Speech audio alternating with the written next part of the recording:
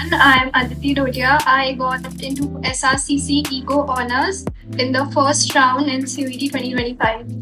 So hello everyone, this is Sayam Bhana, graduate from Sri Ram College of Commerce, and I am teaching you accountancy at Vidyam. So today I'm going to meet with Aditi Dotia. So she is the one, to be very honest, जिसने मेरा एक dream पूरा किया है. And actually I got 100 out of 100 in all the subjects in class 12 except maths. और मेरा एक सपना था कि कोई मेरा स्टूडेंट जाए और मैथ्स में 100 out of 100 लाके दिखाए CBSE boards में, and she has done that. So I'm like proud of her, and I'm also grateful to her कि she has completed that dream.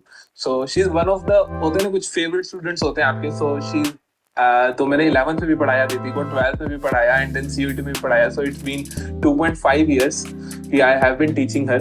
So this has been a very great experience. And talking about her scores, so she has got 98.4% in class 12 CBSE board, जो कि बहुत difficult score to achieve होता है. And in CUET as well, she has got 99 above percentile in every subject. And she is the one जिसने एक ऐसा risk लिया कि GT भी लिया, जनरल टेस्ट का पेपर भी दिया, और फिर भी she is able to get in SRCC. So Aditi, I have some questions for you for today. So first of all, तो पहले बताओ कैसा फील कैसा हो रहा है, रो इमोशंस क्या है आपके, कैसा फील हो रहा है SRCC का आने के बाद? बहुत ज़्यादा ओवरवेलमिंग फील हो रहा है because I had actually not expected SRCC. I was in the view that my score is not up to the mark, not very enough for SRCC, but luckily, fortunately, I got into SRCC, so बहुत बहुत ज़्यादा खुशी हो रही है. आपका एक शुरू से गोल था SRCC का, या was it like कि मैं पढ़ रही हूँ, ठीक है, I'll give my best and then whatever I'll get that will be the best? तो क्या कहानी क्या थी, क्योंकि काफी बच्चे होते हैं कि हम शुरू से अपना गोल सेट करके चलें, या हम क्या गोल सेट करके चले? What was your goal in starting? I think every commerce aspirant has a dream to get into SRCC, and it really is a dream come true for me. Starting से ही था SRCC में तो जाना ही है, but then उसके अलावा backup plans obviously सबके होते हैं, मेरे भी थे. So she is the one, इसके इतने सारे बैकअप प्लान्स थे. So मैं ना हमेशा फोन करता था अदिति को कि अदिति इतने बैकअप्स नहीं होने चाहिए लाइफ में. So she had a lot of backup plans, मतलब SRCC नहीं हुआ तो मैं यहाँ जाऊंगी, ये नहीं हुआ तो मैं यहाँ जाऊंगी.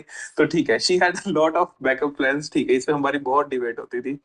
सो the next thing is, so what is the relation like 95.4 in class 11th, then 98.4 in class 12, and then CUT में 99 above percentile.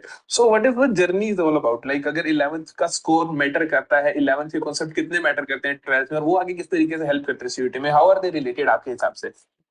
I think maths, accounts, English, business studies सब में ही मैटर करता है कि आपने 11th में क्या पढ़ा है, बिकॉज कहीं ना कहीं उसका यूज 12th में भी होता ही है. तो you have to be consistent. Consistency is the key, I think. अगर आप भूल जाते हो तो 12th और 11th का जाके रिकैप करो. So I think that really helps. Actually बहुत सारे बच्चों को प्रॉब्लम होती है, वो सोचते हैं कि हम 11th नहीं पढ़ेंगे, छोड़ो पढ़ा 12th में पढ़ लेंगे. So it should not be there, क्योंकि 11th क्लास काम आती है 12th में, और वही 12th आपकी CUT में भी काम आती है. सो एक और चीज, in order to get this score, in order to get this dream college, इस पूरी जर्नी के अंदर सिंस आप लोगों को बहुत सारी डिस्ट्रैक्शंस फेस करनी पड़ती हैं, क्योंकि जैसे जैसे जनरेशन आगे बढ़ती चली जा रही है, डिस्ट्रैक्शंस बढ़ती चली जा रही हैं. लाइक जितनी, जब मैं 11th 12th में था तब इतनी डिस्ट्रैक्शंस नहीं थी जितनी आज है. सो आगे आने वाली जनरेशन को और ज्यादा डिस्ट्रैक्शंस फेस करनी पड़ेंगी. So what was your take कि आपने किस तरीके से डिस्ट्रैक्शंस को डील किया और आप यहाँ तक पहुंचे हो? नहीं, मैंने फोन नहीं दिया था मम्मी पापा को. फोन मेरे पास ही था, but I had this self control कि दिन में 1 आवर या 1.5 आवर ही फोन चलाऊंगी, उससे ज्यादा नहीं चलाऊंगी. मैंने इंस्टाग्राम और स्नैपचैट वगैरह पे वो टाइम लॉक लगा दिया था कि नहीं, उसके बाद वो खुलेगा ही नहीं. तो थोड़ा सेल्फ कंट्रोल तो होना ही चाहिए. So you are the one, I think आपने फिर भी मतलब फोन भी चलाया है, एंड आपने आई थिंक जून में you went to Japan for holidays, है ना? Last year I went to Japan for. हाँ, in the class 12. So she is the one जिसने मतलब बिल्कुल ऐसा नहीं कि कुछ नहीं करना, सिर्फ पढ़ाई पढ़ाई करनी है, उसने एंजॉय भी किया है एंड पढ़ाई भी की. So you can, if you have that kind of self control, कि मतलब आप अपने आपको टाइम भी दे रहे हो और आपके अंदर सेल्फ कंट्रोल है, तो आप दोनों चीजों को साथ में कैरी कर सकते हो. बट ऑफ कोर्स कुछ सेक्रीफाइसेस करने पड़ते हैं, नहीं कि तुम दिन में 3-3 घंटे इंस्टाग्राम चला रहे हो, तो वो सेक्रीफाइस आपको करने भी पड़ते हैं. So the next thing is कि how was your CUET journey? Like CUET, specifically CUET की जर्नी आपकी कैसे रही थी?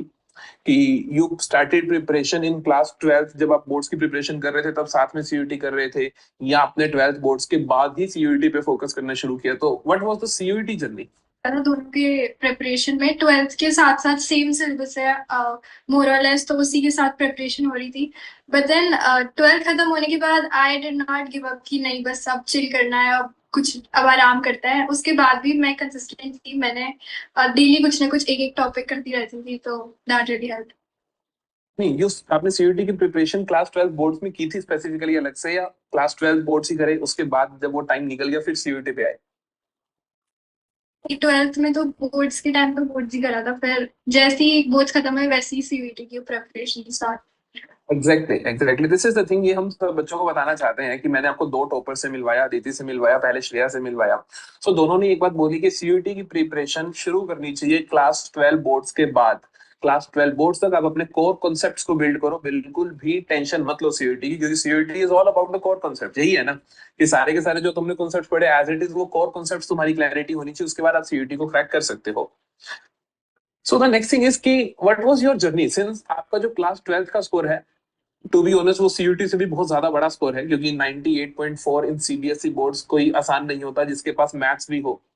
So what were your plans? Like आपने कब सिलेबस खत्म किया, कब आपने उसकी रिवीजन शुरू करी, और कब आपने पेपर्स दिए, या जो भी आपका प्रोसेस था in order to reach here? तो आपका क्या प्रोसेस था, क्या टाइमलाइन थी कि कब आपने सिलेबस कंप्लीट कर लिया, कब आपने रिवीजन करी एंड ऑल? प्री बोर्ड से पहले तो लाइक सिलेबस कंप्लीट हो ही गया था, स्कूल में भी हो गया था, ट्यूशन में भी हो गया था, मेरे से भी हो गया था. एंड देन प्री बोर्ड्स के टाइम पे एक बार पूरा सिलेबस फुल सिलेबस रिविजन हुआ.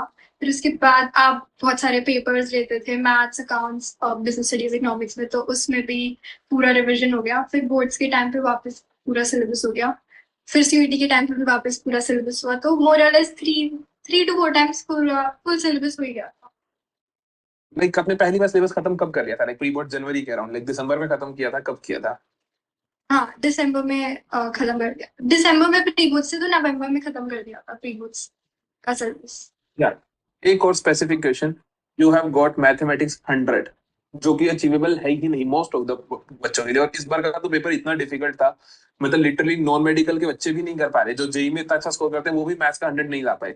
सो आपने कैसे किया, मतलब what was your maths journey? मैं खुद भी जानना चाहता था इतने टाइम से.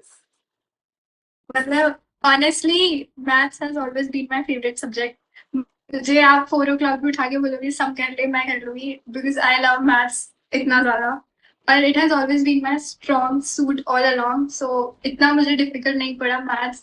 But I used to practise maths every single day. You name the book, मेरे पास वो बुक थी, बिकॉज मैंने मैथ्स इतनी मेहनत करी है from the very beginning. 10th 11th 12th 9 में भी बहुत मेहनत करी है मैथ्स के लिए.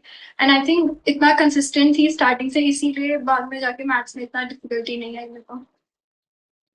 या लाइक दिस इज मतलब रियली, मतलब बहुत ही कहते हैं ना कि it is very difficult to score that, और आपने वो अचीव किया. So really proud of you for specifically maths के 100 के लिए. So the last question for the day कि what is your like, किसको आप क्रेडिट देना चाहते हो अपनी सक्सेस का? And be very honest in that, like it is not like that कि आपको हमें ही देना है. It's your personal choice and your personal thing कि आप किसको, अपने पेरेंट्स को किसको सक्सेस का क्रेडिट देना चाहते हो, और and how did they help. Not only आप किसको क्रेडिट दे रहे हो, and how did they help, what were the other things which have made you an SRCC student?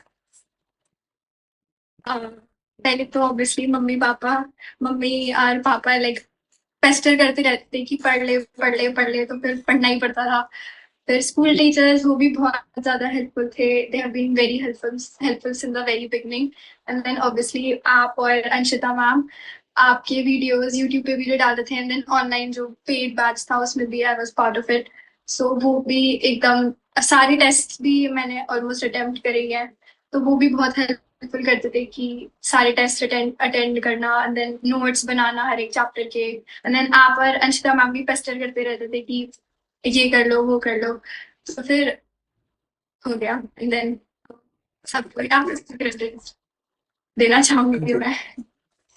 Channel, that's really like proud feeling for us as well कि ठीक है कि हमारे लाइक एक 15 बच्चों के बैच में से जिसको मैंने 2 साल अकाउंट्स पढ़ाया उसमें से 2 बच्चे पहली लिस्ट में एसआरसीसी पहुंच गए हैं. सो लेट्स सी आगे आने वाली लिस्ट में क्या होता है. सो really proud of you and keep making us proud. Anything you want to say? That's it for my end.